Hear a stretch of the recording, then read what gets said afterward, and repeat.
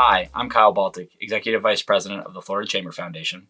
And I'm Christina Donahue, Director of Prosperity for the Florida Chamber Foundation. And thank you for joining us for this update on the latest childhood poverty figures. So right off the bat, we always get asked the question, why is the Florida Chamber of Commerce focused on something like childhood poverty? And it really harkens back to the 2030 blueprint, which is the blueprint to grow Florida from the 15th largest economy in the world where it is today to the 10th largest economy in the world by 2030.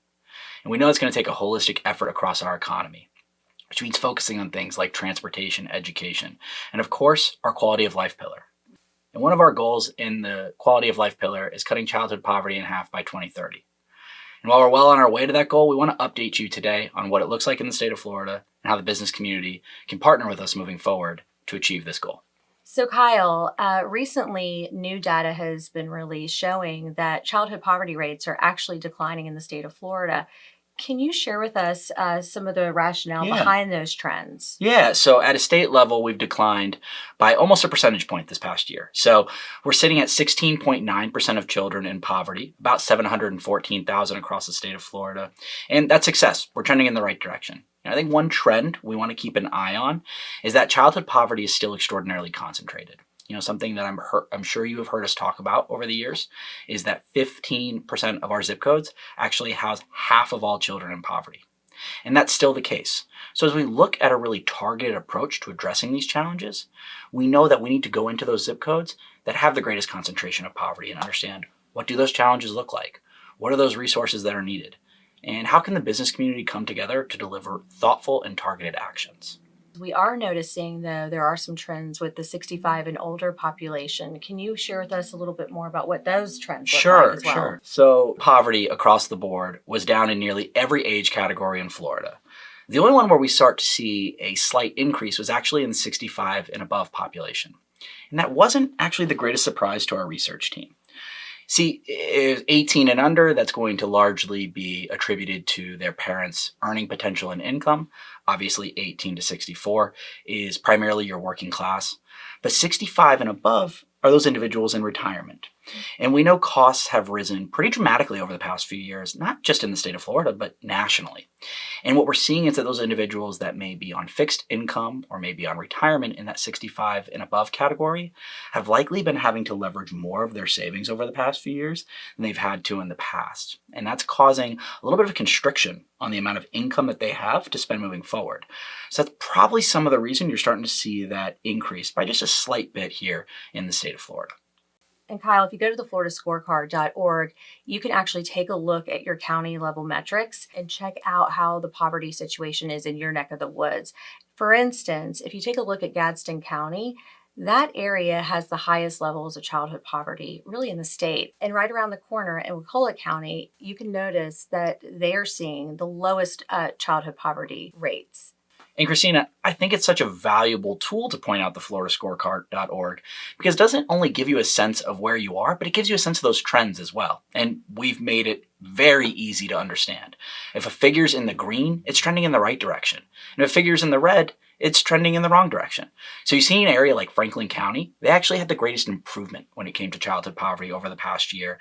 And an area like Dixie County had greatest regression. So we know we need a little more work done in Dixie and maybe understanding what are those promising practices that are being instilled in Franklin County that the business community can take on board and help all communities understand.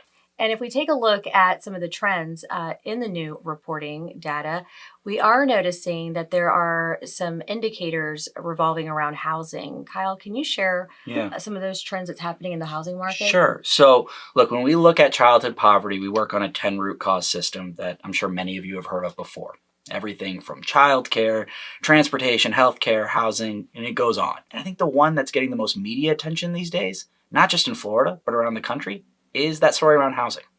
And here's what our concern looks like. Housing burdened individuals, which are the percentage of individuals that are either paying 30% or more of their income on rent, or in some cases 50% or more on rent, is going in the wrong direction.